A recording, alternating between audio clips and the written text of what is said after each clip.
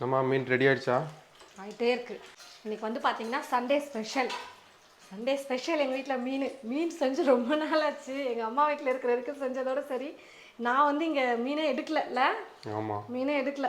நான் கேட்பேன் இவர்கிட்ட மீன் வேண்டாம் அப்படின்னே சொல்லிடுவாரு. சிக்கன் மட்டன் அதே தான் எடுத்துகிட்டு வராரு. இந்த டைமே நான் சொல்லி தான் கொண்டு வந்திருந்தாரு. ஆமாம். இப்போ நிறைய பேர் இருந்தால் எடுக்கலாம். இப்போ நமக்காக போய் ஒரு 1/4 கிலோவாக கேட்க முடியும் ஆமாம். ஒருத்தருக்கு. இன்னைக்கு எங்கள் வீட்டில் ஸ்பெஷல் சண்டே ஸ்பெஷல் என்னன்னு பார்த்தீங்கன்னா முட்டை பொடி மாஸ் எனக்காக. அப்புறம் வெறும் ரசம். வேறு ஏதாவது குழம்பு செய்யலான்னு பார்த்தோம்.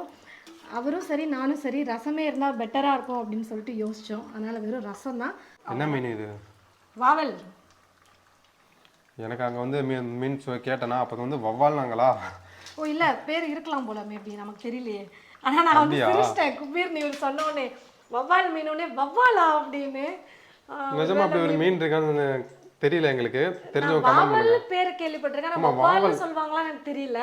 ஆனால் அவர் சொன்னோன்னே எனக்கு சிரிப்பு வந்துருச்சு, வவ்வாலா அப்படின்னு.